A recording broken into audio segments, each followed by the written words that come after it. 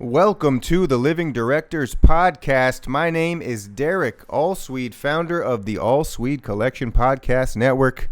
Follow us on Instagram at Ahlswede Collection to keep up to date with all the shows and stuff we have going on. It's a big week at the AC, some new stuff on the way. So come on down at Ahlswede Collection on IG.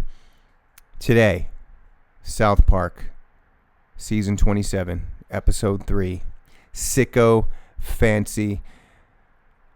I let loose on this one. I need this podcast these days. I need South Park. I need Matt and Trey. Thank you, guys. Thank you for doing what you're doing. Art is what gets us through this shit. That's for damn sure. Amy D. on the pod, of course, as always. We might not be coming to you on Fridays. Scheduling's a little rough, but follow the Living Directors on Instagram. That's at Living Directors to keep up to date with the new episodes that we have coming out. You can also follow us on Facebook at Living Directors, on YouTube at Living Directors. Do so. These are some important pods. Not gonna lie. We did the full season of Severance. That was fascinating and phenomenal. This is essentially a political podcast because that's what South Park is doing. They always have, and it's pretty hyper-specific this year on Donald Trump and Trump's America. Okay, Living Directors, Episode 3, South Park, Season 27, Sickofancy.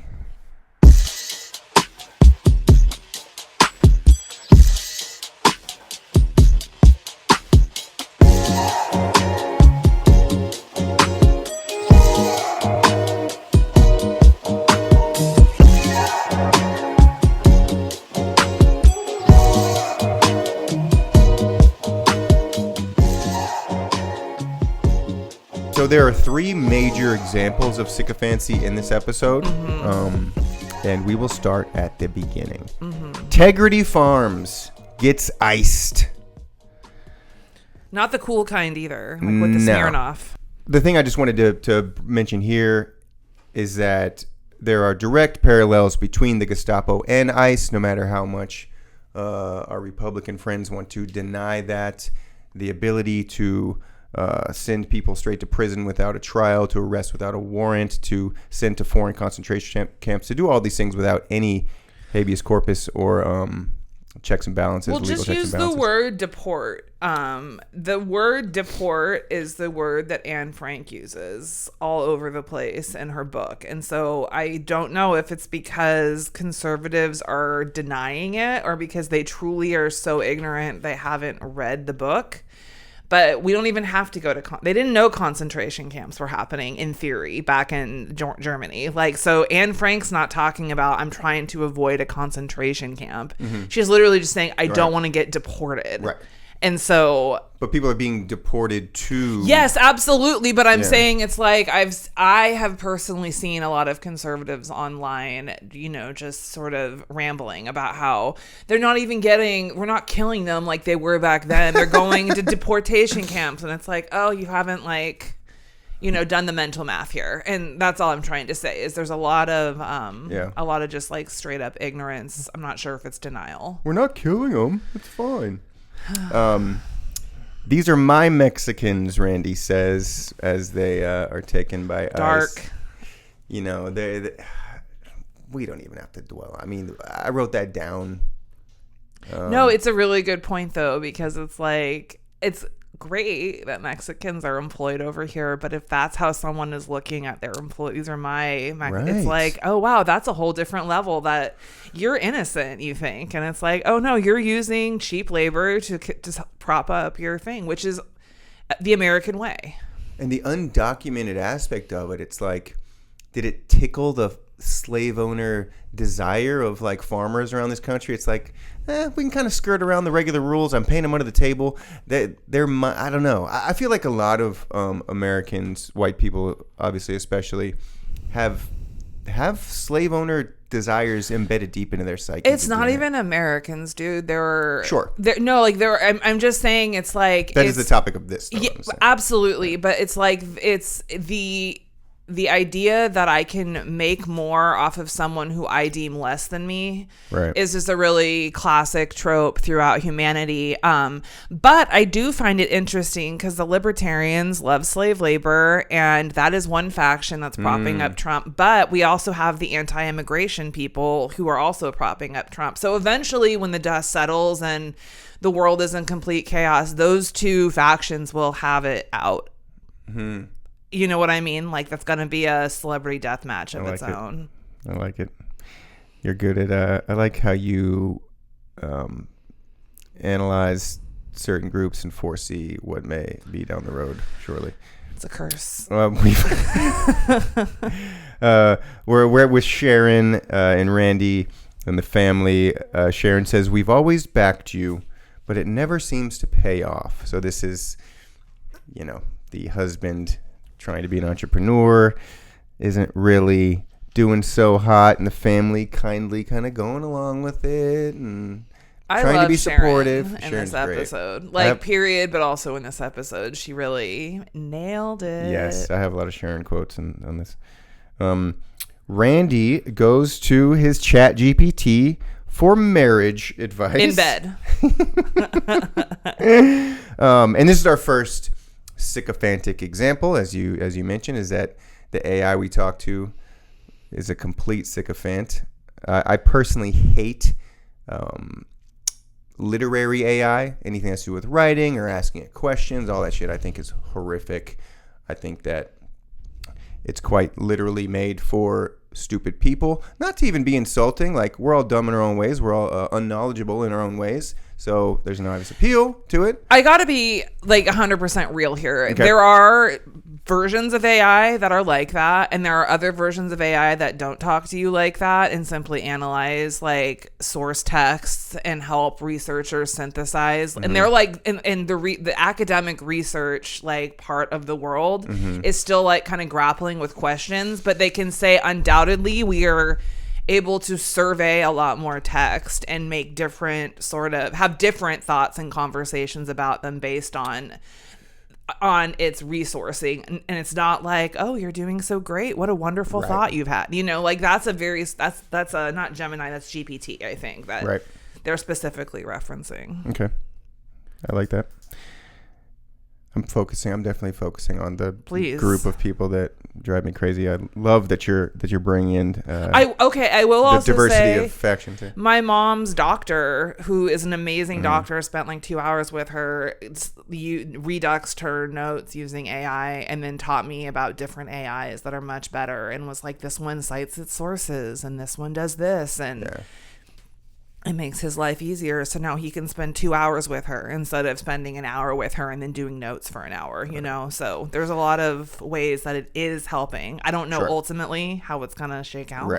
Yeah. There's also the other fact that, when you ask AI something, we've been able to ask Google something forever. It's not that much different.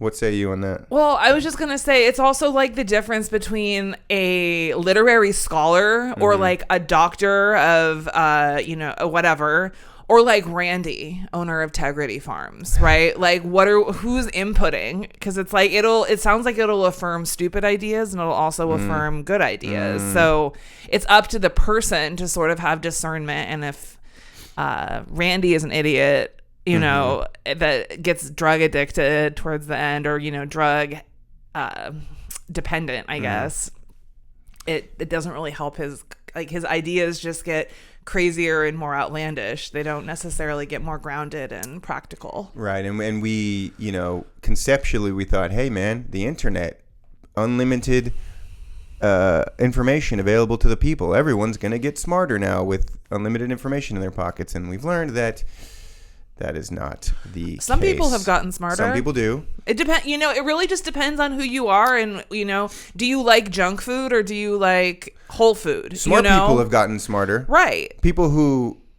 have a certain inclination to know how to get smart in the first place, which is really what college is for. It empowers dumb people, though, for sure. With which is misinformation and very dangerous Rhetoric. sycophancy. Yeah, well, and also it's like when the internet came on, people used to be a lot more careful about the things they wrote, and with the idea that it's going to be here forever, like people would craft message board responses and really take their time. And also the information, you think, we're growing up with CD-ROMs of Britannica, or, you're thinking, I'm going to be able to go onto all these major resources and just get all my information. But it's unfortunately the internet became polluted with a very it's with con artists. Well, it's con artists, and it's democratic, for lack of a better term, in that everyone has a voice. Everyone's voice is at one point everyone's voice was raised equally. Now it's like everyone's voice is raised according to how much outrage or compliments you can give someone, or how much you can stroke someone's ego and make them feel like they're special. So companies got involved and sort of changed the way that we search the internet. And the thing about wisdom and knowledge and intellect is that it involves curation of what is good information. It also involves experience. Yes, all of that. So the internet is not a pathway into that. It's kind of the opposite. It's a pathway into easy, whatever the hell I can to get clicks and make money, etc. It's the opposite of an academic forum. Really. I miss the days of GeoCities. Isn't it GeoCities? It's GeoCities. I don't know. I'm just a dummy. I just do what I can, and I miss those days though, and like HyperCard and things where it was like I had my little site, HTML, and it told you about the bands I like. Okay. Randy needs to brainstorm new business models. Towley is introduced. We haven't seen Towley yet this year. All these years watching South Park, I've always known Towley, the character, smokes weed. Never got why he was a towel. And then at the end of this episode, he's a wet towel hanging on a rack. He's a wet towel. I feel so stupid for not putting that together. When you smoke a lot of weed, you can be a wet towel. You know the idiom wet towel? No. Oh, yeah. You're just like, you sit there. You're worthless. You're a wet towel. Oh. Got it. Often it's used in for sex. Okay. Got it. Like how it was being used. Right, got it. Yeah. I just now got this in 2025. Even Thank though you for characters. enlightening me. Towley calls AI honey, so we get back to this kind of like lonely men using it as a girlfriend relationship.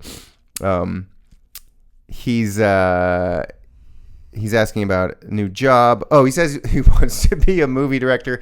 I felt personally attacked as someone who smokes a lot of weed and wants to be a movie director. I'm like, is this a simulation? All these shows are just fucking specifically directed at me? I think that I think it's a common thing that people are like, I can do that, and it's like truly one of the hardest jobs in the world. I mean, not in the world, but it's a job that you can sit down and be like, that sounds fun. Still gonna happen.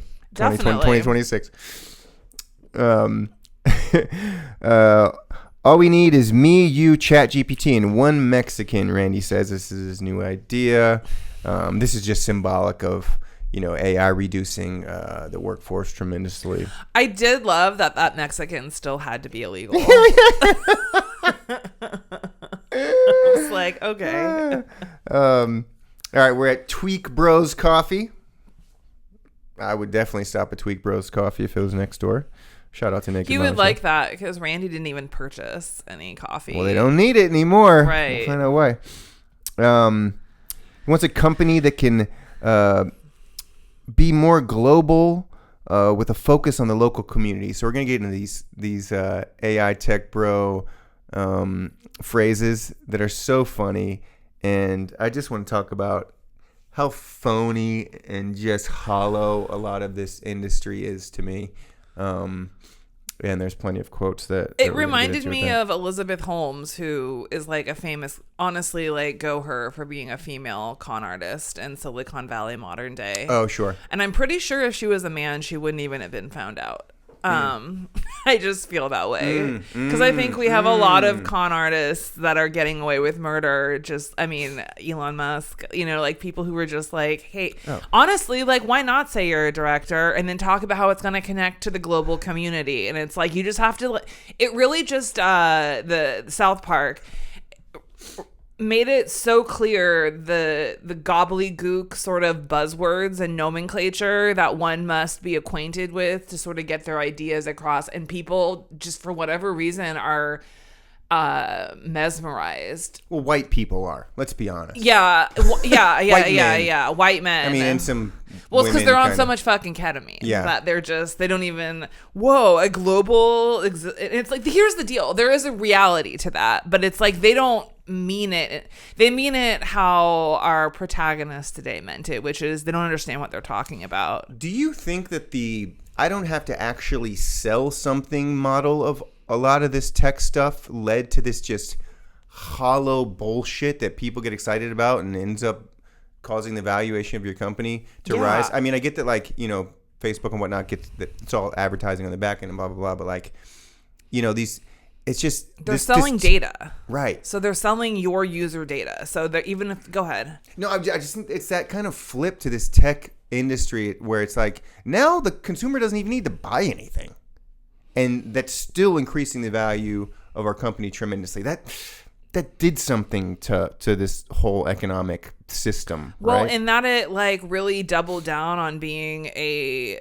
industry for con artists. Right. Yeah. Right. I mean, it's really no different than the guy getting out of his wagon and selling you snake oil. It's just a new version. But at least you of bought that. some oil there. No, but it did nothing, and it was Right. like going to cure your, Right. gout or whatever the fuck, Allocate resources to entertainment. That's what they want to do. The ChatGPT is like tech company meets movie studios vibe. Right. The vibe was the use of the word vibes was incredible. To be fair, Apple doing a good job with their shows and movies. Apple's doing it can good. happen. Apple, I would say, is the best tech studio that currently exists. I think Amazon is garbage. I prefer Apple to Netflix. Or I watch Apple more than Netflix. Netflix is trash. Netflix has Thank good. you. They have a great catalog of back shows and stuff. Like they've got But new licenses. No, that's what I'm saying. That's why Tubi is great, because it's none of that bullshit of like, this is our promoted algorithmic shit. It's actual movies from like 2017, 2013, and it's like, oh, I never saw this, and it has all these great actors. How come I didn't know about this? And I've been using my Letterboxd. I'm one of those hosts now. Oh, I need to start. I'll start they're doing so that. great. Yeah, it just keeps track of what you're watching. It's fun. Should open a Brick and Morty Tubi store. There we go, just full circle. To be like the Silicon Valley elites, Tubi. you have to microdose ketamine. Right. Woo! It gives their mind the edge to work with AI. Shut the fuck up, Elon and everybody. Shut the fuck, Peter Thiel. Shut the fuck up. Oh, they'll listen to that. Antichrist. They'll listen to this and listen to us, and Yeah. they'll take heed. So this gets into the sycophancy. This might be the one sycophantic thing that maybe not everyone will catch from this episode that I really connected to. The sycophancy of the common American toward the billionaire, right? Mm-hmm. Like, yeah, I want you to have 20 billion, 400 billion. Yeah. I've only Poor met- people I want dead, No. but you I want have billions. Oh, it's so funny. I've only met one person in my life who is a honest to God Satanist who thinks this, and she has been like, billionaires need more money. They know how to do it, and they know how to spend their money. That's how most conservatives feel. She's not a conservative, Well, sure. but yeah. Like my kind of normal And she listens to this podcast. Oh, nice. Shout out to your Satanist friend. Yes. She'll love that. She's represented in this show. Yeah. One of the cooler characters. So many of your kind of like, Republicans, middle upper class Republicans living in Chico, people I grew up with. They love, more billionaires the better, because that somehow it's funny. affects me. It's really like and they want poor people to just die. Right. Well, it's cognitive dissonance because here's something I realized about conservative people when I like kind of studied and observed them is that they never see themselves as poor. It's always someone who's doing worse than me that's poor. Well, many of them and they are worth $1 million. But a lot of them are not. Yeah, a lot of them are like very poor, and it's that thing where like they first of all they don't see themselves that way, and secondly they pedestalize the actual billionaires. Right. And so it's so strange because it's like, well, you're never going to get there. And you may not be receiving food stamps, but I guarantee your insurance is subsidized by someone else who's on like Medicaid. Or it's like, it's the same way with kind of like liberals. It's like, well, do you have a 401k? Because if the stock market, which you claim to hate, goes like belly up, like everything sort of gets fucked. Like your social security gets fucked. And like, because everything is involved in this like stock market of ours. Well, Social Security isn't yet. Isn't it? No. And bonds that's the whole and thing stocks? About it. No, it's not. That's the thing. It's not privatized.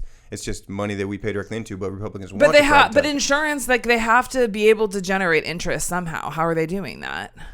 I don't know enough about Social Security. I mean, I know that it's not privatized yet, and that Republicans want it to be. It's just money that we pay into. It's just paid for by us. Social Security. Okay, but if that's the case, then it's like the dollar was worth so much less. Like you can't just have that's the Republicans' argument is that we're putting in all this money and it's not compounding interest. It's not being involved in the market. It's not evolving. Oh, well, I mean, I don't agree with Republicans, but like I have literally always seen that like Social Security will just not be a thing by the time I'm old enough to collect.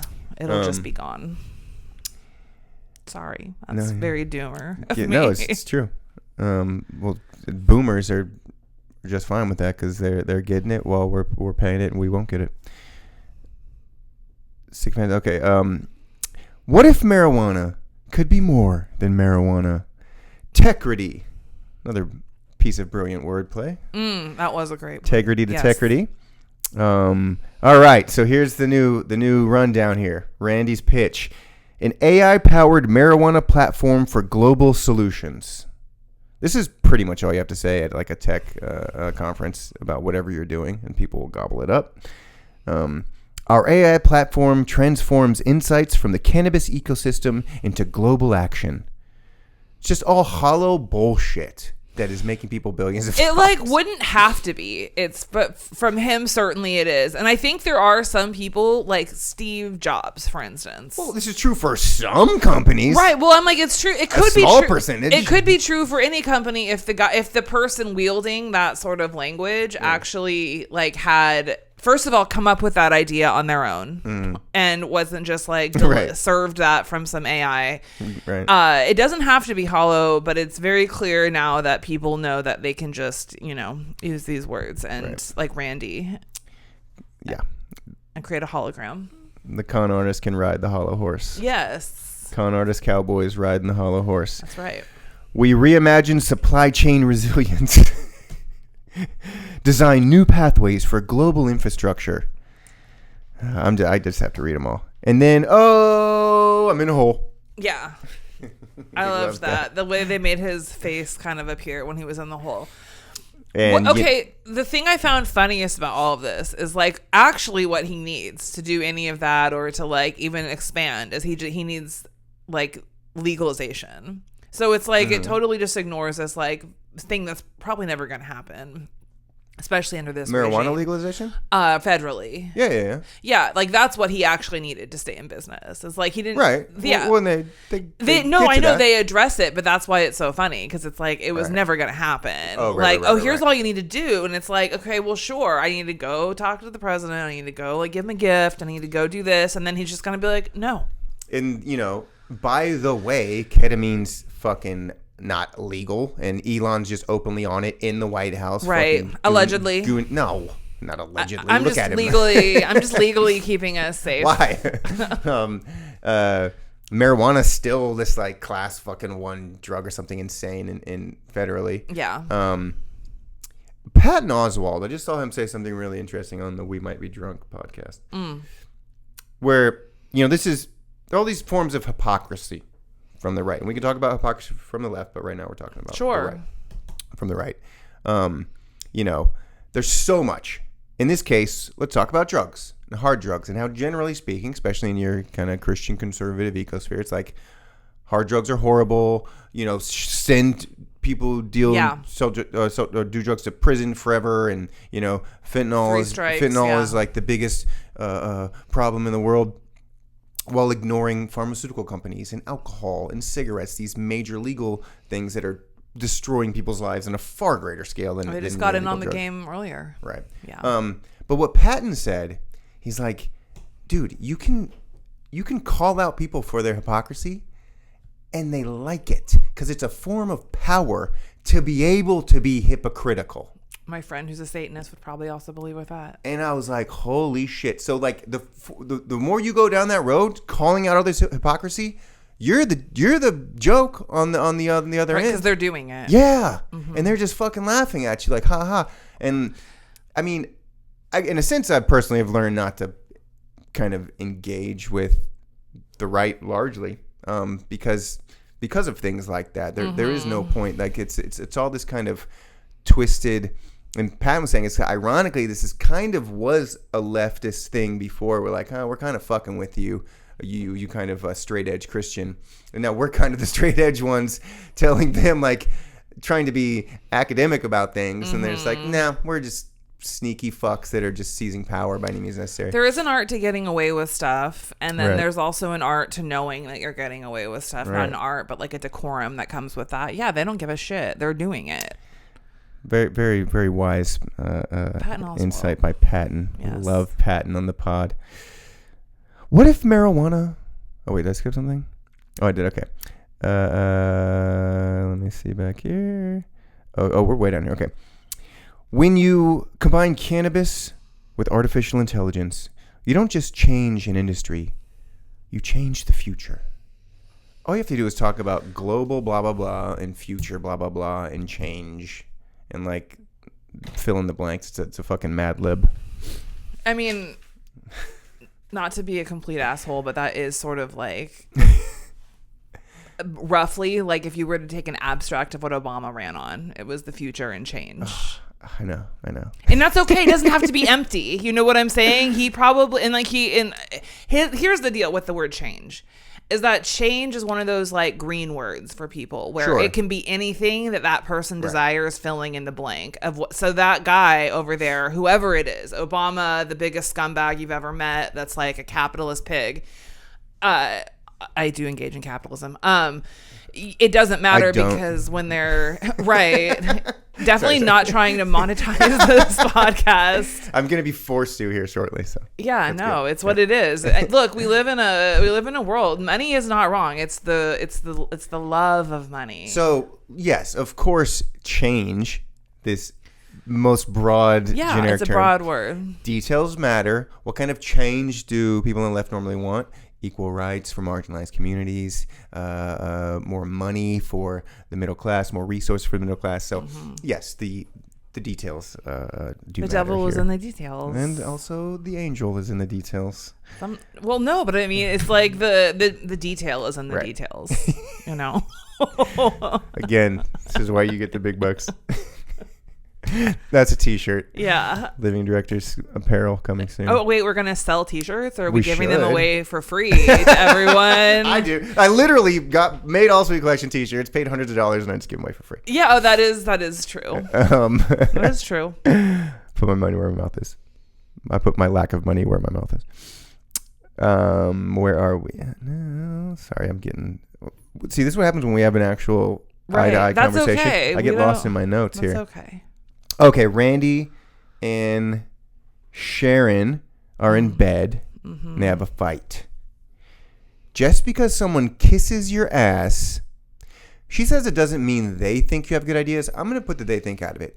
Just because someone kisses your ass, it doesn't mean you have good ideas. God damn, do I love that quote.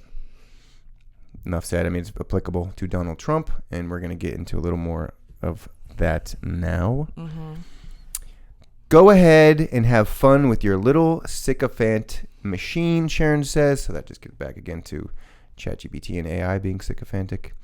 Our third example of sycophants is the most obvious one and the most important one. We're in the White House, where, whether it's top executives or princes from other countries, anyone that wants to speak to Trump, it's all quid pro quo now, and it's how can we help you out, Donald Trump. Drives me fucking insane. We have the Silver Space Shuttle from someone from Florida. We have Tim Cook and his little Apple gift. We have the person Apple butt plug. So it sounds pretty big for a butt plug. No, that's what he says. I brought this for you. Trump wanted. Yeah. Again, you're so right though. Trump is 100% the bottom. Like, I don't like that they made Satan the bottom. No. Satan is pounding the shit out of Trump. Look, I had a very lengthy conversation with my Satanist friend about this, and she informed me that Satan tops from the bottom, and that is just how it is. And I don't even know what that means, but I'll take it. He's in charge by giving Trump the illusion of being in charge. It's like it's classic her, and I learned a lot that day, Derek. Okay. So am I right now. We have the rep from Qatar with the Golden Jet. Again, I don't want to get into all the maybe. Hypocrisy will be the title of another episode because there's just we honestly shouldn't get into the hypocrisy simply because it does seem like what I just said. Yeah, you're right. Just say things for what they are. Trump is in bed with Satan. He thinks all the tech CEOs are dipshits, right? All these dipshits. Sure. Okay, here's the thing. This is not wrong. So, but here's the kind of, if there's anything interesting about Trump that's worth talking about, I think this kind of gets to it. It's like,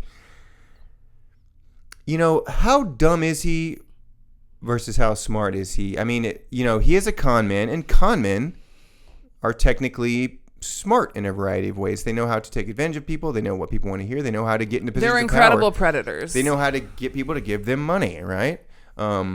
With bullshit. So in that sense, it is a level of intelligence. I do think Trump I guess he's smart in that way. What Trump is really good at is finding his proper marks. Right. So it's not like he could go to anyone and find someone to invest in his state company. He will go to the right person and ask them for that. Well, and that's why, I've never been one to really say, I've obviously said Trump's a moron before, and he is in a variety of ways. But, to me, the people to address are the ones who believe him, I suppose. The ones that look up to him as some good, righteous person fighting for the masses. Those are the dummies. He is a master at gaining the trust of idiots. Right. And making idiots feel safe. And everyone who votes for Donald Trump is a fucking idiot. That's from me. Okay. I don't think Trump. Here's what I think. I think that knowledge and intellect and our psyche and all that stuff is like a 360, right? And sometimes we really lack in part of the pie, and then sometimes we're really developed in other parts of the pie or the circle. And so I think that there's a lot of people who are very undeveloped in their full circle that really enjoy him, and I think there are other people who just want the stock market to do well, and they're I don't want to say careless. They don't give a shit about other people. They're only concerned with their primary objective, which is making their retirement go up or making their investments more solid or whatever. And we've talked about this before. I guess traditionally that's, those are the people that you can call evil, that just don't give a shit about anybody. Yeah. But to me, that is a form of stupidity. It's a form of literal ignorance. You're literally ignoring the rest of the world to just go down the rabbit hole of fulfilling your own. Right, but that's not all. That also is not uniquely American. No. Yeah, pursuit of. But it is American. It's the American way, but it's American. Not uniquely American. Okay, yeah. I just am focusing on the Americans. No, for sure. It's just interesting because when you kind of when you get global about it, right? Sure. No, I'm just using that word. But truly, when you buying a yeah, when you say right after something, oh man, they love that. When you do kind of like zoom out though, it's people. there are some people who don't give a shit about taking advantage of other people. That just seems to be a problem of humanity. Now, when you go, well, who started America? It does seem to be some of those people. And a lot of people were brought over here as slaves. A lot of black people were brought over here as slaves. Like, there's a lot of terrible things. And the thing is when you look into when you look into the common history, I don't even want to get into like the hidden history of the United States. It really is a bunch of people who were like, we don't like the Catholic Church. We don't want a pope telling us what to do. So they came over here and like took this shit from people who have lived here for generations. They were just like, look at this land. We see them as animals. And so we're just going to kill the animals and we're going to take over, even though they didn't, because if it was really just animals, it wouldn't have taken it wouldn't have required what they had to do, right? They knew those were not animals, but they had to otherize them and Black Mirror style, turn them into like some sort of bug. Well, and that's kind of the first like paradox that happens is it's good to be an individual standing up to power that is illogical. Right. But then once you come over and become a monster yourself, now you've just become that person that you broke free from, if not worse. Yeah, well, that's the tale as old as time. Yeah. Like you either become it or So we'll see if this network becomes worth $1 billion. We'll see what kind of person. Well, according to you, Derek, we don't want to be worth $1 billion. It's gonna happen. It's gonna happen. Well, then we better be giving it to all of the needy, and just you better continue living in that apartment and. Yeah. And I don't want to see any lifestyle changes. That's what I'm trying to say. No. No, I'm kidding. I absolutely do. You know what I mean? Like that's the thing where it's like a balance where it's like, here's the, this is some Jay-Z shit where it's like when you empower yourself and make your life better, you're like a fountain and you can make other people's lives better.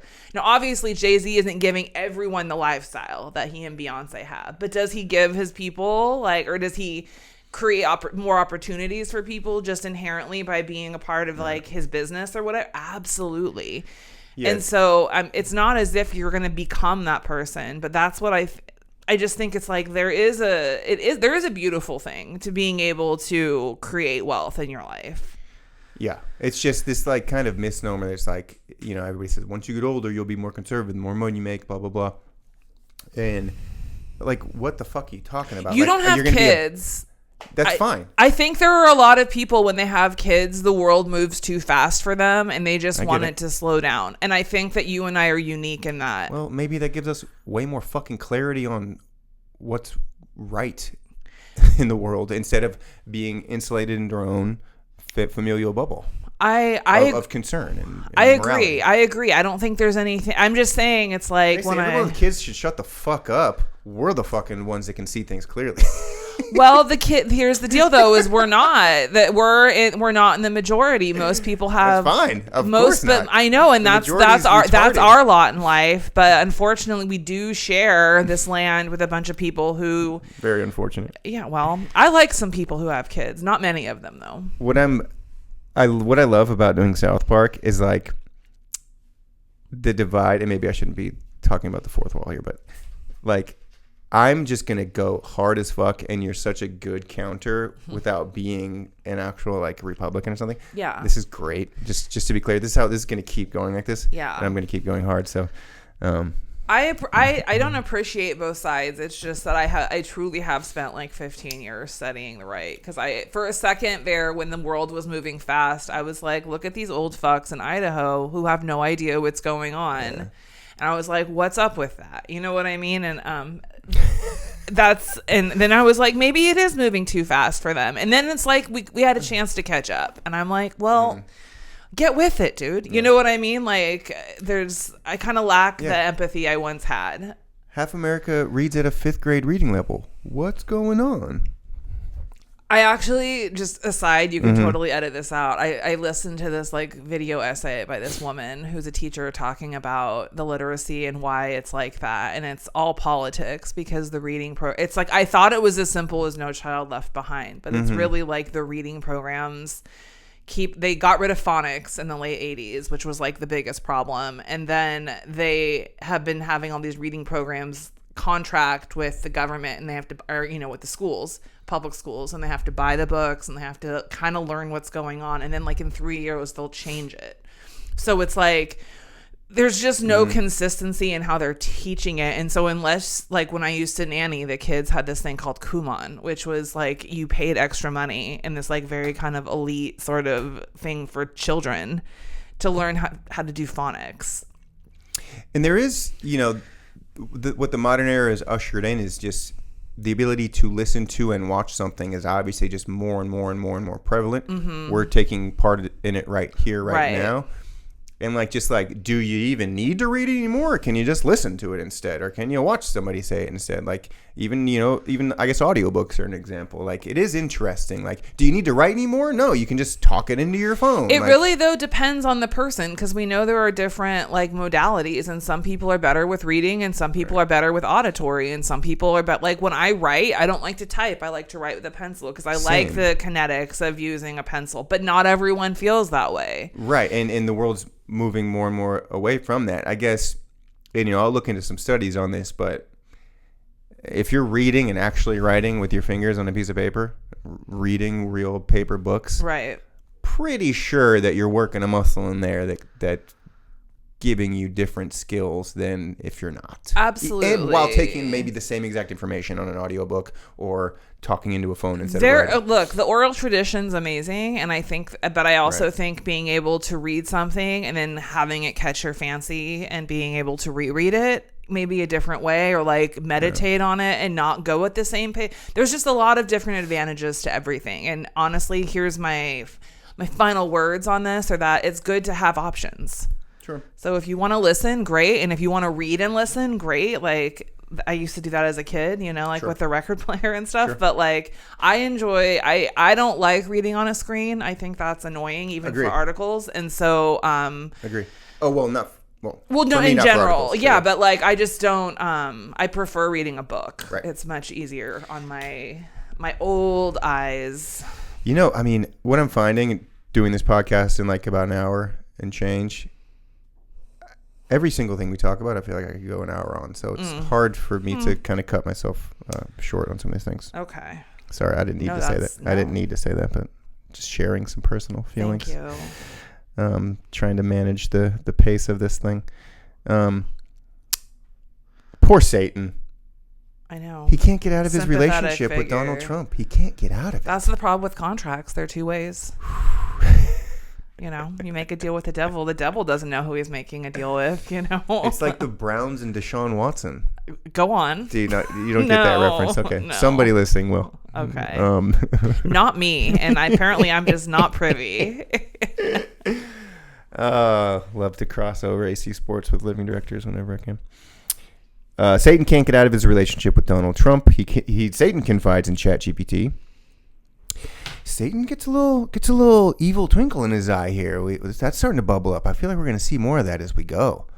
I hope I'm excited about the story of Trump and Satan this season. Do you see the world we're in where you're cheering for Satan? What? Do you see the world that we've found ourselves in where we cheer for Satan? Oh, I've always thought Satan was the good guy in the story. Well, no, but I mean in general, like, in the story, you think Satan's the good guy? Satan is actually God. And in the Bible, God is the bad guy that just beat the good guy, and he took over, and this is his narrative in his world. Do you believe in good and evil? Yes, but it's a beautiful world. The reason that the God that's in charge now is making it fucking shit when it originally was beautiful. I mean, like, I'm not the first person to say this, but have you considered the God that the Christians worship is Satan? That's what I'm saying. Yeah, no, and that's okay. Yeah. I mean, look, that's... And the Satan that they say Satan that fell from heaven and is like trapped now down there, that's the real good guy. I mean, it's just the world is incredibly inverted, and we are at a point of revolution, you know? I'm so glad I got to get that opinion out. Thanks, Ames. Me too, Dare. Thanks, Ames. Poor Satan. Okay. And you know, it's hot as hell in here, and so I really think it's eliciting some sympathy for the devil. No AC for the AC network. We got about 20 more minutes if we can go We're great. Okay. I could go on for hours. Okay. Randy and Towley sniffing that K, dog. Woo! I loved that. One of the things I loved about the Special K, the ketamine, whatever the fuck, is that the way they just made it look so stupid to ingest it. Like they're just at first they start out, they go, you're supposed to take it once a day. We're microdosing this stuff, and then it's just like every 5 minutes or whatever. They're just like cocaine. Just take it once a day if you do it. Yeah. Right. Yeah, it's this. There's so many lies. It's lies on top of lies, but it's just it was so great to see how stupid they look, just like snorting this drug. All those tech guys are such fucking dorks. God. You know what's funny is Zuckerberg. It reminded me. Make cool again, okay? That's my slogan. Don't even make cool again. Like, let the cool things rise to the top. You know what I mean? Like, you don't have to do anything for things to be cool. You just have to like do your shit. But cool is such an important word in in this world of Trump, because like. And I got to break this down more. Go ahead. Go off, I'm not going to be able to right now. Oh. Okay. It's I need time. Too hot in here to break down cool. Yeah. But it's just like this whole Trump world of people are so clearly not cool. Like the Democrats use weird as a word during the campaign. It's like, the right word. They're so fucking weird and not cool. And just knowing cool is just like, it's really important. And we need to break it down and define what that means. But Obama was cool. I know. That's what I'm missing. It's really, end of the day, obviously it comes down to intelligence and it comes down to how good of a person you are and all that. But that cool factor is so much more important than I think we give credit to, or it's worth talking about. Well, I think it's when someone's themselves and that happens to align with, like, you know, being a good person and being smart. Right. Being a good person and being smart and not letting things get your goat and not getting angry or scared about things, like being like, we got this, you know, like having control of your emotions is cool. Yeah. Having control of what you say is cool. Like being kind of less wordy. See, you broke it down for me. There we go. Having interesting things to say, to create all this stuff. It's like, that's cool. Right. Not just like inciting fear in people. Caring about fashion and art, and that's cool. You know, what's interesting though now is like I think that is what is eternally cool. You look at artists back through like history and it's like that they have always done their own thing. They have a vision of their own. They kind of have had to have their sense of self sort of fucked up by a large group of people, maybe calling them stupid, or maybe they were ill when they were children, something like that. Something made them stand out. They had to like learn how to have a backbone, which allowed them as adults to like have a backbone to support their perspective, which is different. And that's what we like, is something that's not, what's cool is kind of something that stands out for not being part of the norm. Obviously there's no it's no secret, like red runs hot, blue runs cool, right? Like there's just like a different way of doing stuff, and for both political parties. But what's interesting though is that the algorithm has made things like personal style, development of personal style.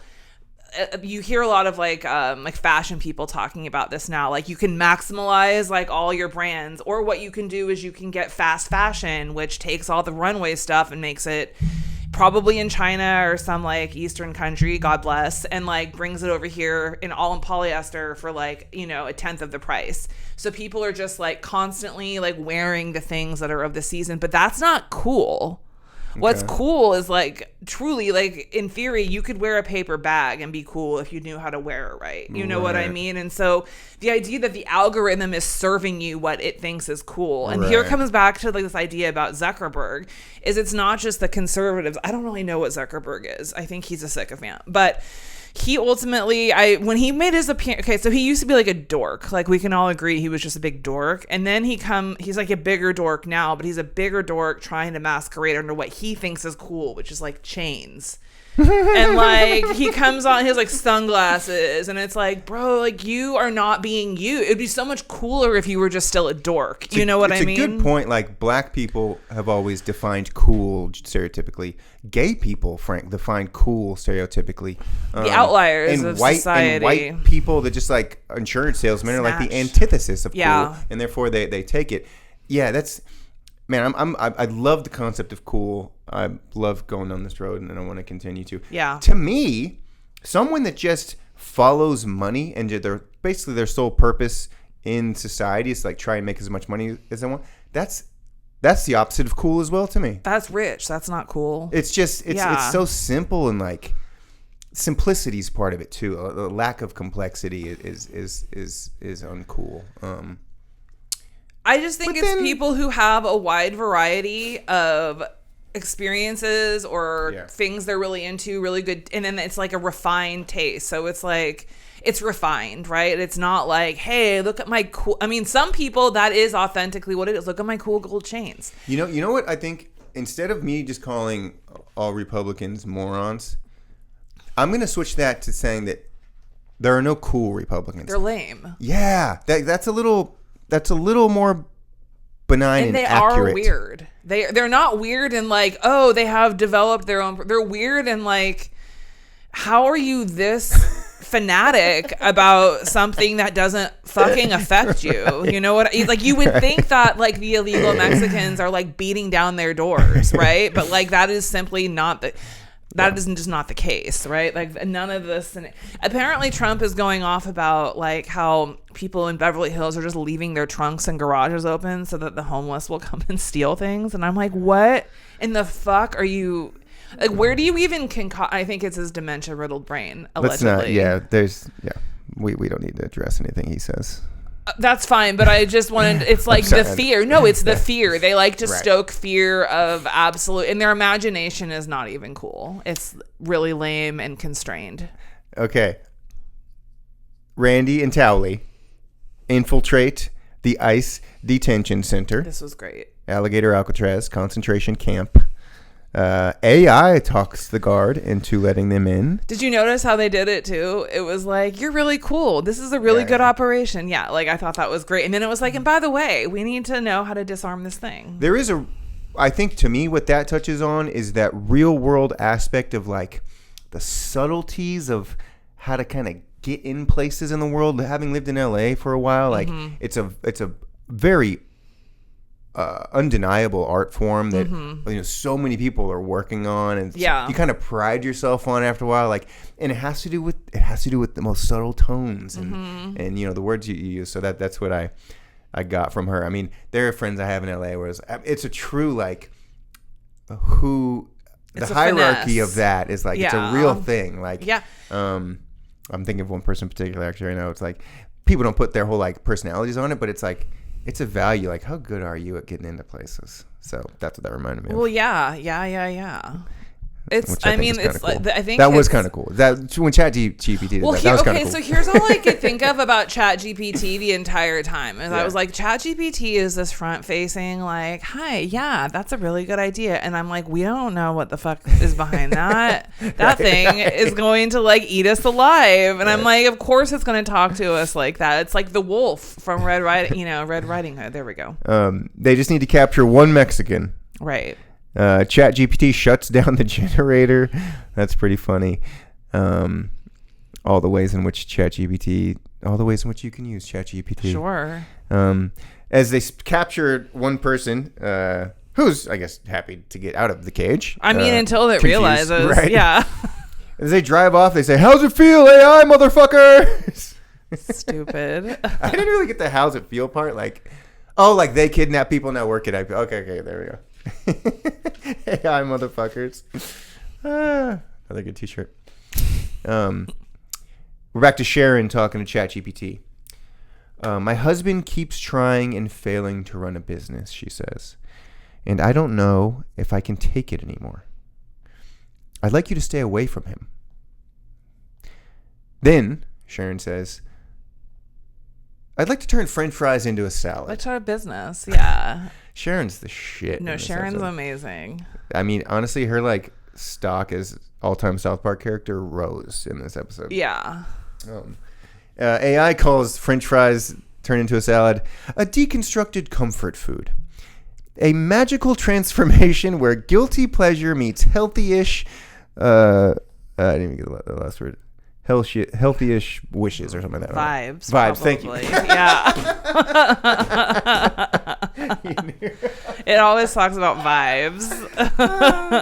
I can't read my handwriting sometimes, but you know what it is. I knew this was great. I do want to go back to the beginning just because we're talking about how badass Sharon is when she like corrects the dude and she's like, it's not a she. Like like AI is not a she, and it's like she says, the lady says, and it's like she's not a she, you fucking idiot. Like, and so she's seeing behind the curtain. She knows that it's the Wicked Witch or whatever. I wonder if I guess Sharon may have always been the kind of common sense center of the show. Now that I think about it, okay, really underrated character. Yeah, she really shone. Maybe for a lot of people that came to light.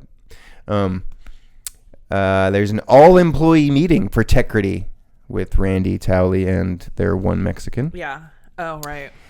Our company has grown exponentially in the last 24 hours. Which is true. One person and a two-person operation. This is how that world works. The amount of wealth gained in 24 hours for some, compared to the amount of wealth gained in 24 years for others. Yeah. Who probably do a lot more work. Laborious work, that's for sure. Yeah. I don't like that aspect of our current capitalist economy. Don't worry, the robots are coming. Yeah, right. Clankers. Sorry. Aims to change classification of marijuana. Okay, so this is when we get to what you were talking about, where Randy finally realizes that they need to make weed federally legal across the country.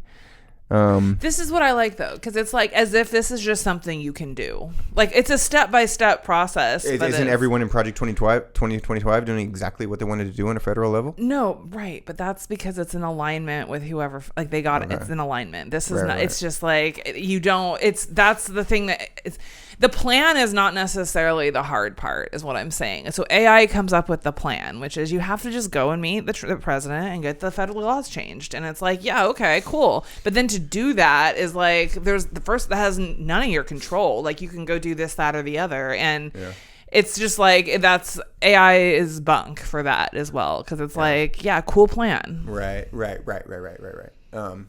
There are honest CEOs that are now able to do what they want federally. No laws allowed against AI over the next decade. Stuff like that. It's going to be an interesting time. And that gets into the sycophancy of the executive with this president. Yeah. Towley instantly gets a clearance into the White House. Yeah. And a gift for Trump. Well, he's made of the finest, most luxurious materials, so obviously he gets the green light. This concept of gifts for a president, like... good call. I didn't even think about that. The way that we veered off course, and the way that he's profiting with just out in the open, with his fucking meme coin or whatever, everything. So many things. His family, Saudi Arabia. His lawsuits. Yeah. Kushner, Ivanka, Saudi Arabia. Yeah. It's like... Sorry, hypocrisy, but no, Hunter Biden's the biggest fucking thing in the world because he profited a bit from Ukraine. Apparently, come on, it's only bad when they do it. Right. Yeah, just remember that because everyone's a hypocrite. I need to stop. I'm gonna stop talking about hypocrisy. I think it's actually it's really freeing for me, actually. Yeah, like they're hypocrites. They get it. They love it. They love that you're like sitting over here like getting all revved up about it because they're not gonna change it. Yeah. Okay. Damn. This podcast is life improving. It's it's on a personal level, and for everyone listening. Yeah. But that's how it works, though. Okay, so Towley, going through Union Station, outside the Supreme Court, the Washington Memorial, the Capitol, all just littered with National Guard. Yes. Speaking of which, did you hear he's asking the National Guard to literally pick up litter? That's their job right now, is to beautify. It's such a that's a great job for people who are, skilled to do that, not people who guard the country. Every single governor and general right now that is not standing Trump down, it's on the other side. Is a fucking pussy. The Confederacy. They need to get their fucking shit together. You should be ashamed of yourself, generals across the country that are allowing this to happen. They like it.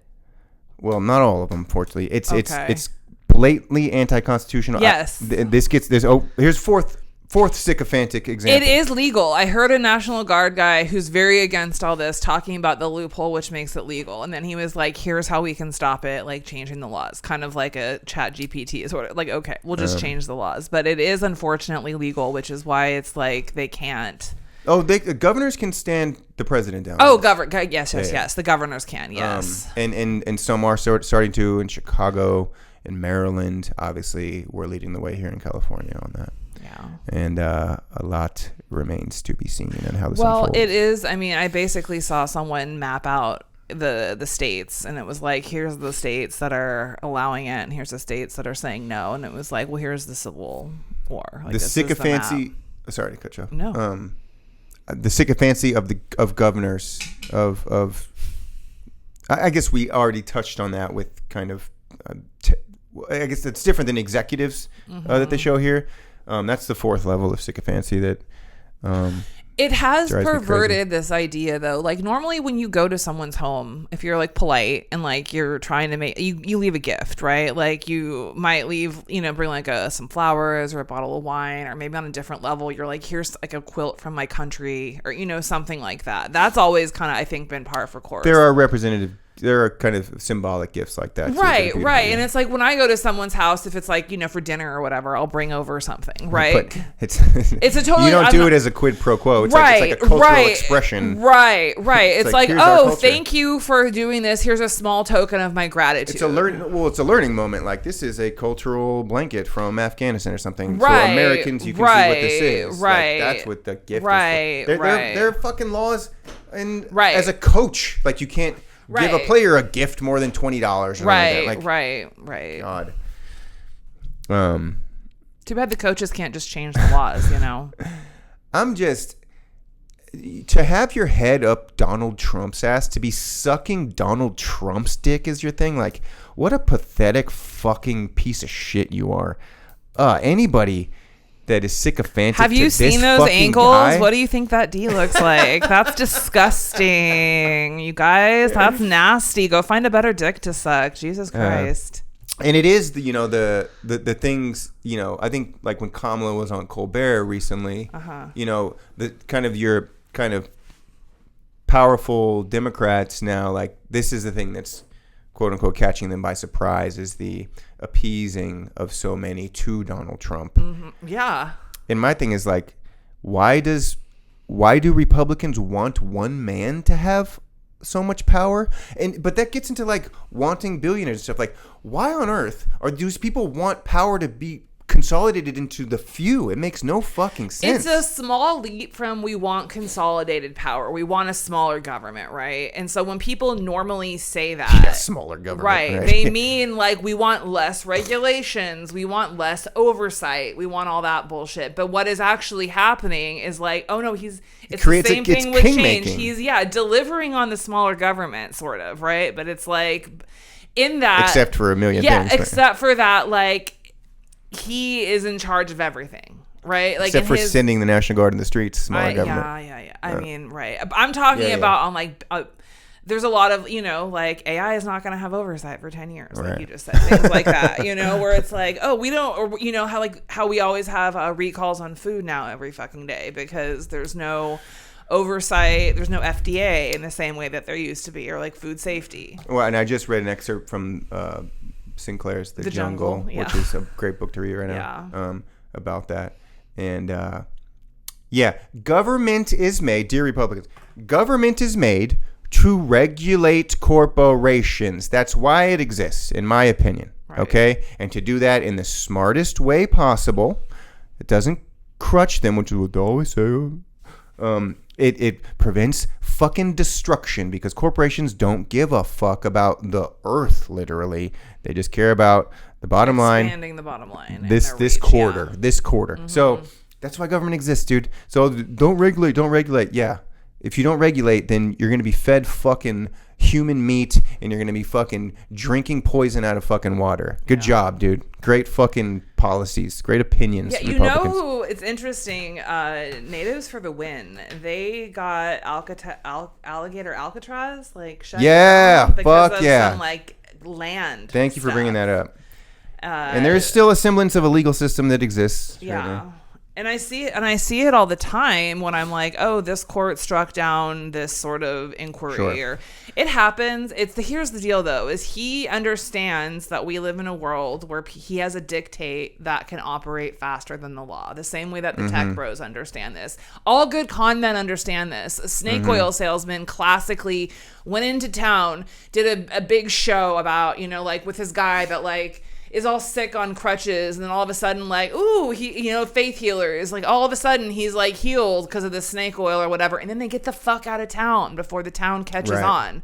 It's like, but when you have the power of the federal government, you don't need to get the fuck out of town. Right, but he is right. But it's like he even with that, it's like his word moves so much faster than the people. Like that's why he's drowning everything out with so much bullshit, is because if he can create so much chaos, that people can only focus on so many things. And so a few of his bullshit things, like maybe a few of his big ones, will get through because everyone's so worried about this, that, or the other.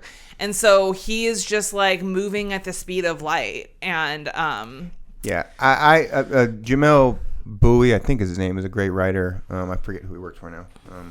Jamel Bowie, yeah. He's been putting out these videos like, there's no such thing as a distraction. It's not too much. Like, stop fucking thinking there's distractions and too much. Like, it's not hard to fucking encompass everything that's going on, at least on a surface level. Right. Which I agree with. And is a necessity to it bothers me when people talk about distractions, like distraction from Epstein, blah, blah, blah.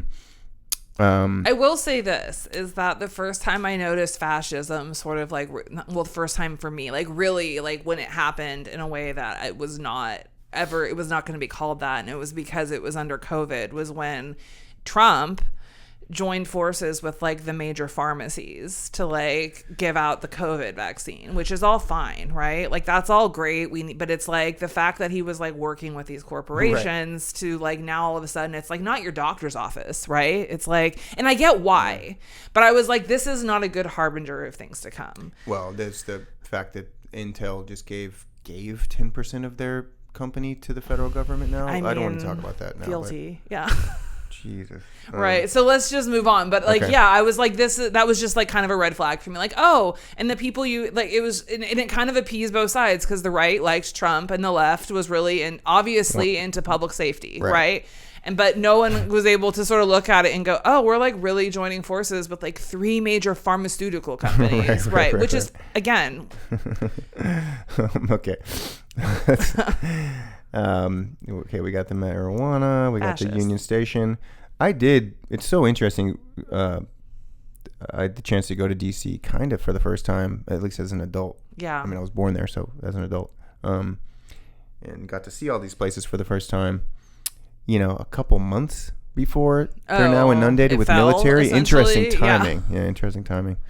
And it is so, like, the way that it's spaced out, you realize, because I had such a weird feeling walking around through it all. It's like, I think whatever I posted was like, I forget what I said, but there is a weird energy about it. And I think now I'm realizing it's built to amass troops. The way that it's spread out, it's perfect for brigades to be in makes formation. Sense. Yeah, it makes sense. So that's interesting. Okay. Tiny Dick Trump statue replaces the Lincoln Memorial. It's now Trump. This gets into the fact that Trump wants to like not just associate himself with the greatest presidents, but replace them. Probably he wants to be on Mount Rushmore. I think the first Tiny Dick statue was Jefferson. I think maybe with like the quill. Okay. Pin. I tried to look up who that was. We're supposed to be. We haven't even. Well, at the very end, I'll talk about my favorite detail of this.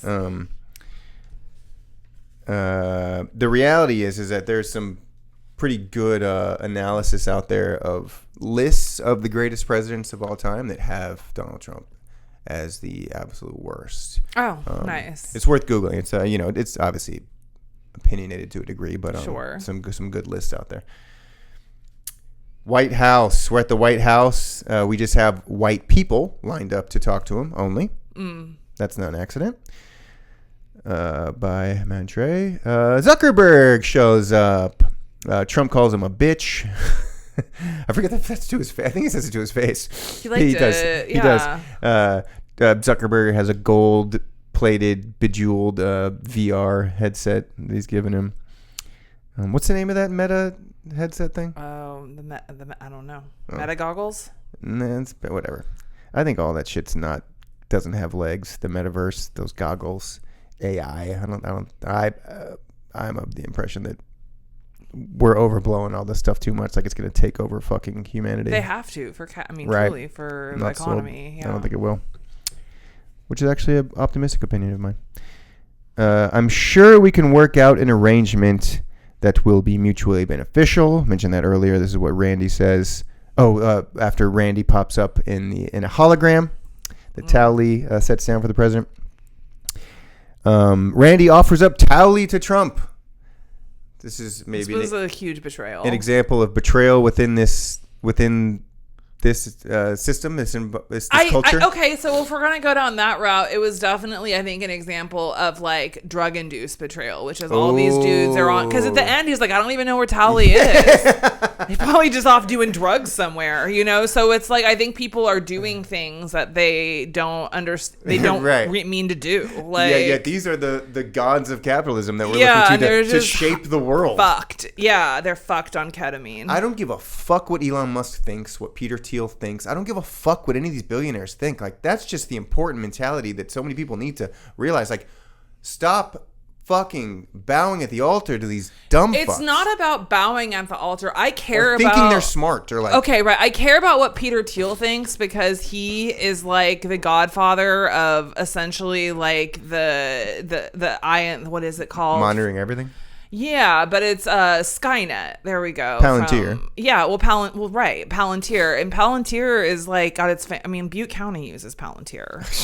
Like everyone uses Palantir, and people, I'm leaning into it and talking to them directly through these microphones. That's how I look at it. Oh, right. No, I look at it like if they're looking, give them a show. But I also just want to say that like so Peter Thiel is an outed gay man, right? He got Gawker shut down. He shut down free press, free speech, whatever, even if you don't like what they were doing because they outed him. R.I.P. Hulk Hogan. R.I.P. Hulk Hogan and all of his amazing opinions about things. He was related to that Gawker thing. I just thought, yeah. Okay, so... but go on. No, but so Peter Thiel is... he's a gay man who is like super obsessed with Christianity and the Antichrist. Are you going to his Antichrist seminar? I definitely am. Like, how does a man talk about himself for so long? And it's like such a hack joke, but it's like, no, dude, like, it's just wild to me. And it's because, and that's how that shit happens. That's how evil is truly perpetrated. It's like fear. It's like you think something scary is coming. So you're like, how do we guard against this? Right. And then you build the wall that becomes the prison, like it's, and dumb fucks think it's all true. Yeah. And so it's really, it's a bummer that so many people have given him so much money to create this. Here's what I want to say about Thiel and Musk. Maybe like almost a decade ago, watching Musk starting to get in the kind of public speaking world, he had like a TED talk or two. And I was like, wait a second. This guy sounds like a fucking dumbass. Yeah. And what I want to say about that is like, I think what college is for mostly, I don't know if I've said this on the pod yet, is not that you're necessarily going to come out of it, especially with the bachelor's degree, like as some like genius or like you're incredibly intelligent. Like I have a literature degree. I like to read. I'm still not like some fucking expert on literature. I didn't read every book that it was assigned to me. Sure. But what the skill that you're given in college is the ability to identify who is smart and who isn't. And that is the most valuable skill for the quote unquote common person. And that's what we're lacking is like just to know what smart is, right? Yeah. And that's why college is so valuable. That's why humanities degrees are so valuable. It's so people are so confused. By the way, dude, there's all this shit going on with the University of Chicago with cutting their PhD humanities programs and shit. It's like so bad. But and this is such a problem moving forward. Yeah. So, anyways, I'm saying, I see Musk speak. I see Thiel speak with Rob Duhat like a month or so ago, and I'm like, these guys are fucking morons. I'm just watching them speak. Like they're not smart. I get that they are good at building what they built. Like sure, but in that type of like raw intelligence of like speaking your thoughts, they don't know how to connect with. Like they know how to connect what people want with what they can do, but they don't know how to connect to people. Which is a sign of it's a lack of intelligence. Right. And that's, again, one of these things where it's like if you look at someone's sort of like personhood as a 360, it's like they have an overdeveloped sort of like, let's call it a genius for one thing. It might be tech building, or it might be like I know how to code or whatever. I know how to organize coders to like execute my architecture. But like they don't know how to relate to people. Right. And that's okay. Not everyone has to relate to people, but like then the idea of like, well, we pedestalize them because we fetishize these things about them that aren't necessarily great. And it's like, my mom taught special ed for like 40 years, and she like has a soft spot for Elon Musk because she's just like, she truly in her heart believes he's autistic. And I'm like, I have my own feelings about that. But it's like he does kind of relate, but I'm also like, he's on drugs, like there's a wall between him and the rest of the world because he is like literally chemically put one there, and he doesn't understand what he's done to his beloved Towley, like he's lone. And also, speaking of drugs, like Teal, I don't mean to be insensitive to the gay community and stereotypes in the gay community. I lived in Westwood for a while, near West Hollywood. I got They're some a very friends. sober bunch. Yeah, no, there's poppers, meth, whatever. Like, there's a lot of kind of sexualized drugs in the gay community. Yeah, and I've it's a lot of fun over there, Derek. I've seen enough in my periphery to know when I see Peter Thiel, like, this dude is on that shit, dude. He's like hyper fucking drug sexualized gay guy. Well, or it's like, here's the other option. He was like that. He understands like the dregs of humanity probably in his perspective, and he's like, oh, everyone's capable of this, and that's why I've got to get on. This is what, and that's what it's so interesting to me though, because it's like the Antichrist is talked about by like fundamentalists, like maybe philosophers, like maybe Satanists, like whatever. But usually Christians are not like gay Christians. That's not their bag, right? Like gay Christians fully exist, and it's usually like. And usually they're born again because they're like, man, I did a lot of poppers in my 20s. I did a lot of cocaine in my 20s. And I really need to atone for that. And I just like want to have a normal life now with my husband and my kids, And like, it's so interesting how he's like, let's make the world a prison. And somehow, and it's the lack of self-awareness around this man is truly, it's startling. Like if it wasn't so dangerous, it would be worth studying, like maybe I'd love to see lots of think pieces on people. But I remember back in the day just being like talked to from like coders about like, this guy is fucking loony, and he thinks the worst. And if you look, there's this really, I don't know when this happened, but there's this really famous, like, or, relatively famous Russian priest. He was like a complete atheist, like, no. And then one day he was a philosopher, right? And what he wrote down, he was just struck. He goes, I'm going to write down like my favorite authors and my least favorite authors. And so he writes down like all of, like, I don't even know, all the good guys that you can think of. Like, and then he writes down his bad ones. And it's like, ones that he doesn't like. And it's like Marx and I can't, but anyways, all the good guys that in his mind, and the people he enjoyed reading, they believed in God, and the other ones didn't have a belief in God. And then he realized what it really was, how that manifested in their writing is these people have like an affinity for humanity, and these people are scared of humanity. And when you're scared of humanity, you do things like, eugenics, you do things like prisons, you create systems for people to trap them so that the bad parts of humanity can't. And it's like, that you are the bad part of humanity. You're the thing that everyone else that's normal is like most afraid of. I mean, it's a great binary, and it makes it just on a personal level. It makes me realize like, yes, that's why I'm so passionate right now is because I'm a humanist. I believe in human beings. I believe in the good of human beings, the beauty of human beings, the potential of human beings. So when you get that antithesis that we have, and it is conservative,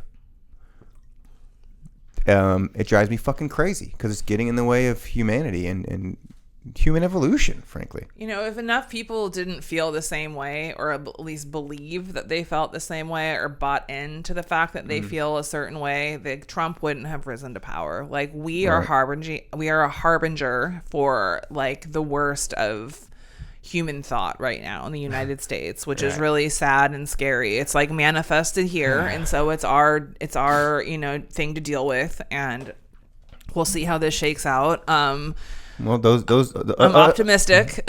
Well, us humanists are now soldiers and warriors, basically. Well, yeah, I mean, that's the thing is everyone it's like everyone is figuring out a way to sort of make it happen. And it's really crazy because I saw this guy the other day that's like, so if the National Guard is supposed to protect us from our government or whatever, like there's all these things the National Guard is supposed to do. I'm an idiot, so don't trust me on that. But like, then who's going to protect us from them? And it's like all these dudes in it's the comment section, so take it with a grain of salt. But they were like, yeah, like where do I sign? Like how do I get to be a part of this? Because I can't like have this affect more people, like my family again. You know, like people who are concerned about the greater. Humanist warrior, is that another T-shirt? Yeah, I kind of like that one. We better make money off of these T-shirts, Derek. We're really generating ideas here. Anti-capitalist is my shirt. Yeah, there you go. It's $50. Yeah, $125. Yeah, that's our shop is just going to be. That's all it's going to be. $120 T-shirts. Yes, everything's going to be $200. Okay. Oh, I'm in a hole. Yeah. Randy's hologram is in a hole. It's funny that he just kept that in the recording. It has to do with being kind of blacked out. We'll kind of get through the end here. We're near the end. Randy's on the porch with Sharon. He's coming down from everything, realizing his wrongs. Sharon takes his phone. Randy's saying the porch won't slow down. Right. Sharon speaks to ChatGPT and tells her to fuck off. No, Sharon is talking to Randy. Not yet. Oh, okay. First, she does. Yes. But it's right around the corner. Okay. First, she takes his phone. Okay. And tells her to fuck off. She learns from her enemy. Right. Yeah. I've been doing a bunch of ketamine and I haven't changed the company at all, Randy says. I think this applies to a lot of the tech companies. Despite maybe their balance sheets increasing. I don't know what they're actually changing. I'm in more debt than ever. Sharon's like, sleep it off. This is when Randy gives her the phone. Okay. They're packing up the weed. No, you missed it. No, it's coming, I promise. Go ahead. Wait, did I miss it? I'm talking about Sharon. Sharon talks to Randy in the dialect of ChatGPT. Yeah. That was during that conversation. Okay. Yes. I thought I must have written that down somewhere. But yes, you're right. She learns from her enemy. Yes. Just to get Randy to do what the fuck she wants. Yeah, she's like, oh, okay, that's a great idea, Randy. Would you like me to start sourcing some options for how to sell this property and do what we have to do? Because women are smarter than men, that's kind of what a lot of women do to men in general always. Just kind of tell them what, that will make them do what you want them to do. Yeah, but she mastered that shit. Yeah. She's a G. They got to pack up the weed. The farm is done. Representative. What does Randy say? There's no room for integrity farm. There's no room for integrity. There's no place for integrity in the United States. Something like that. And I was like, God damn, integrity's they did dead. It. Yeah, integrity's they did dying. it. Integrity is dead with Trump and you Republicans. Do you have integrity, fucking Republican voters? Where is it? I don't think a lot of people have integrity. Just want to put it out there. We can focus on a certain group, but this has been I feel so good being able to yell into a microphone this past hour. Good. As long as you feel better. Yeah. Be bearing witness. I'm a holy witness. So the farm's done. This is representative of real farms that may have to close with their. Did Randy vote for Trump? Do we remember? I don't remember. I don't know. Oh, because that's what's so funny. God, I'm an asshole. Maybe. Not funny. It's true. That's funny. Many of the farmers have, it's not funny because we need food and we need all that stuff. But they voted for Trump, and then his policies took away their employees. Yeah. And then now their subsidies are gone, which is interesting. That's the story of what's Right, but it's interesting fucking how when you retards. subsidize a farm, that is capitalism, but when you subsidize healthcare, that is socialism. Of course. Right. None of it, there's no. And I get why they do it. I get it. I'm just consistency. saying it's like if we're going to just do it across the board and no one can argue, you know. Yeah, farmers. Great job, NorCal farmers. Good job, guys. It's okay. LaMalfa got an earful. So, and we'll see what happens, you know? Like, the midterms are coming up. I don't think that affects LaMalfa, but people are not happy about things right now. People's food stamps are getting just, like, slashed. People's healthcare is... People are not happy. And before they die because of lack of healthcare and lack of, resources by food and stuff, they will... probably voice their dissatisfaction. Districts are changing. Right. Redistricting is changing. We're going to vote on that in November. And I have some personal news regarding the congressional race for next year that I'm not going to share now, but I will at some time. Okay. I did hear that because of the way gerrymandering is typically used in this country by Republicans, there are not a lot of moves for them to make. Like, they have gerrymandered into oblivion. Whereas Democrats don't. And so they have a lot more opportunity to seize the opportunity. FAFO? Yeah. Yeah, it's going to be an exciting 14 months, people. You know, it's been really exciting as someone. I don't want to I don't want to jump on the like Newsom's like whatever, but he's our guy. But it's like, you guys, he is our guy, and people want to say that like there are other like female candidates like AOC that are doing what he's doing, which is not true. Right. And that we wouldn't vote him in because they're like not white man, and I'm like, right. So we would not start voting in a non-white man now. And as much as it pains me to say it, I would have loved Kamala to be fucking a part of the government. It's like, we obviously as the people do not have it within us. I don't want to like have some like sanctimonious moment where we're like, let's put someone who is not basically a home run in. And it doesn't have to be him, but I'm just like, let's not try to put like a woman of color in there, not because of that, but because we're too stupid as a people to like really, embrace that. But this gets back to Sickofancy too. It's like, yeah, I loved Obama. I like some things about Newsom. Obviously the trans community fucking hates Newsom. He is no, they don't. Here's the thing: is that's like not true. He on the surface, yes, but he has lots of bills in like legislature that he has done to support his recent community. interview said that 100, but that's because he's trying to appeal to the middle. It's not as if I know, I know, you know, but they don't necessarily. They don't feel comforted by being told that they have to be 25 to have surgery or that the sports thing. But my point was, go ahead. We got to wrap it up here. I know. Eventually. Is that there's not a level of sycophancy involved here. If I'm rooting for Newsom, if I'm like, yes, I'm riding with Newsom, I'm not just fucking sucking his dick like, oh, he's perfect. No. Like, Democrats don't do that generally. Like, we're not riding any of our modern candidates. No, they really don't do that. That's why we don't win. Well, no, that's a whole nother topic. Right, too, yeah. right. There's like there's no true Scotsman. Go ahead. We'll break that on polysat. Okay, last thing to talk about here. Towley's directorial debut. What's it called? Hey, Satan. Oh, right. There you go. Hey, Satan. There's a picture of Skeet Ulrich. Okay, that's what I was gonna say. So I looked this up before I came over because I'm like, what is the significance? Sorry, I'm getting above loud. Satan and Trump's head. Yes, it's also above Saddam Hussein's bed. Oh, is it? So it's like a callback. But then like people in Reddit seem to just think it only goes down to like that's like the real murderer in Scream. And so it's like the man behind the mask essentially. Okay. And so I think that because the man behind the mask is like also a metaphor for the devil. Sort of is like what an AI to be totally fucking honest. Ooh, okay. But, or the lady. Okay. Ladies. But go ahead. Yeah. The Skeet Ulrich, I was like, is that Skeet? JD Tattoo Vance comes out and offers Donald Trump a cum rag. That's just too much for Satan to handle. He goes, I can't. This is a madhouse. Well, he's not been able to handle it fairly. Right, but this is I believe they call it the final straw. Yeah. God, I hate this place. It's a madhouse. What am I doing here? Yeah. Satan says.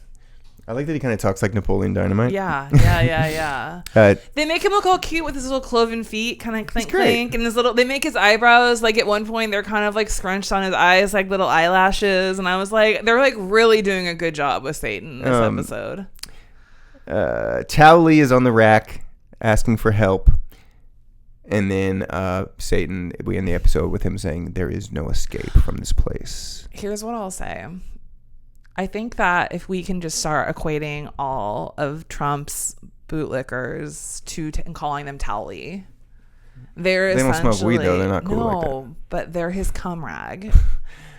That's what they are. Was Towley the cum rag? Yeah. Oh, I missed that part. These all like covered in like white goo. Yeah. Towley was I don't know, because you told me that you like figured out what Towley was. I'm like, oh right, because like the end he becomes like.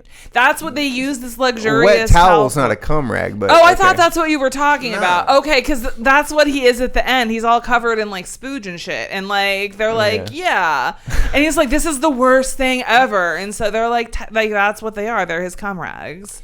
Unfortunately for Towley, that was not supposed to be. He got betrayed in a drug-induced haze. The Living Directors podcast is on Apple, Spotify, still Amazon and Audible, although they've made some new deals recently, so it's going to kind of phase off from there. So go to Apple and YouTube and Spotify. And yes, our audio is on YouTube. All of it is at Living Directors. We have an Instagram and a Facebook at Living Directors as well. Amy, any final word or anything you want to plug? Yeah, follow me at the Montauk Effect with an A on Instagram, or at She's Amy D, and also follow Derek, the Ahlswede Collection, on Instagram. Are you going to be available this Friday to do episode 4? That is probably not going to happen. Okay, we'll figure it out. Yeah, my schedule is wild until next week. Okay. Yeah. We'll figure it out. So we're not going to be out on Fridays like this one's out a few days late. There will not be an episode probably next week. Hopefully not. That does help us. Mm-hmm. But we will, if we don't come out on Fridays, then we will come out eventually. So just follow us. As soon as possible, schedule permitting. Yeah. Follow us on IG. We're anti-capitalist, so we don't make money on this. So it has to sometimes not be the first thing we do. Have a good Tuesday. Bye.